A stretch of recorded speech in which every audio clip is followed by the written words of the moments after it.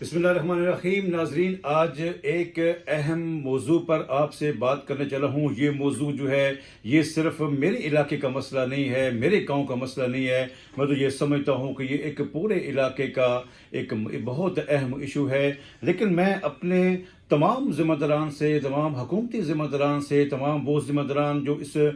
پوری انتظامیہ میں جو ہے اس وقت جو ہے وہ اس میں اپنا رول ادا کر لیں، میں ان سے مخاطب ہوں۔ اور اس سے پہلے کہ میں ایک اہم ایشو پر آپ سے بات کروں تو میں اپنے تمام دوستوں سے گزارش کرتا ہوں کہ جنہوں نے ابھی تک میرے اس چینل کو سبسکرائب نہیں کیا تو وہ لازمی سبسکرائب کر دیں، اور بیل آئیکن کا بٹن جو ہے وہ لازمی پریس کریں تاکہ بہت سے موضوعات پر ہر جو ویڈیو میں اپلوڈ کروں وہ آپ تک پہنچ سکے۔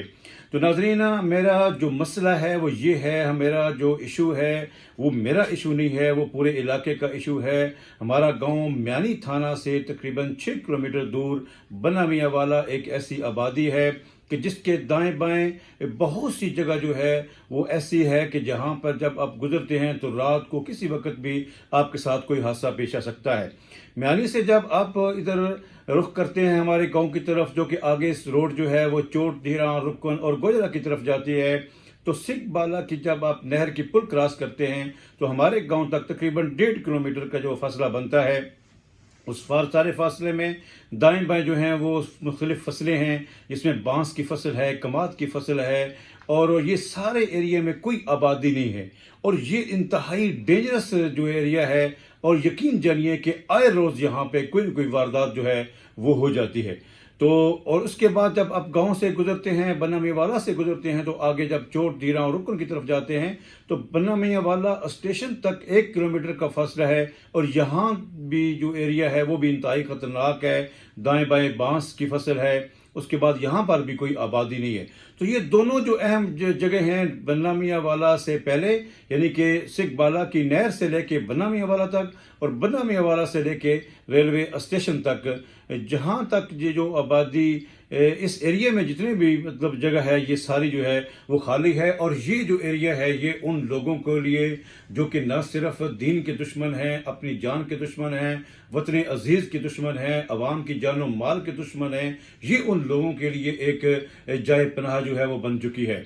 اور اس میں ہمارا یہ پرابلم ہے کہ جب بھی کوئی واردات ہوتی ہے تو ہم متعلقہ تھانے پر کو آگاہ کرتے ہیں، 15 پر جب کال کی جاتی ہے تو وہ اتنا ایک ٹائم میں لگ جاتا ہے کہ وہ لوگ جو ہے وہ دائیں بائیں ہو جاتے ہیں، تو اس طرح ان تک رسائی جو ہے وہ ناممکن تقریباً جو ہے وہ نظر آتی ہے۔ بہت سی وارداتیں ہوئیں، لیکن میں سوال کرنا چاہوں گا ان ذمہ داران سے کہ جو اس میں اپنا کردار ادا کر رہے ہیں،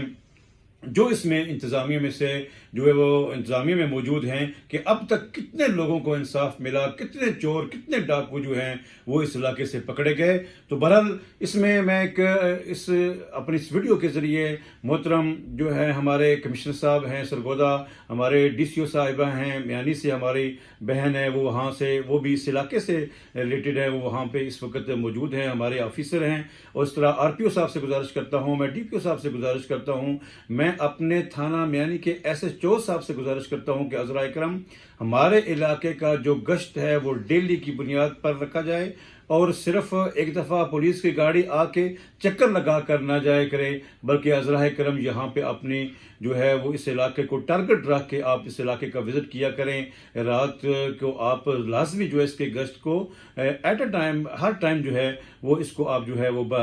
جو ہے وہ برقرار رکھیں۔ اور اس کے بعد میں گزارش کرنا چاہوں گا اپنے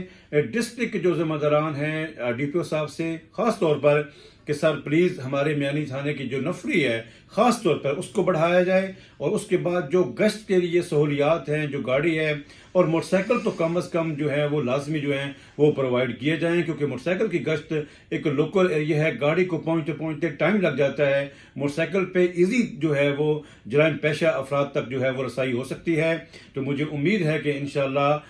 میری اس ویڈیو کے ذریعے متعلقہ حکام جو ہیں وہ لازمی اس پر جو ہے وہ توجہ فرمائیں گے، اور انشاءاللہ ہم یہ انتظار کریں گے اس علاقے کا سکھ اور چین تبھی ان لوگوں کو نصیب ہو سکتا ہے جو اس علاقے کے مکین ہیں، کہ جب آپ لوگ اپنی جان و مال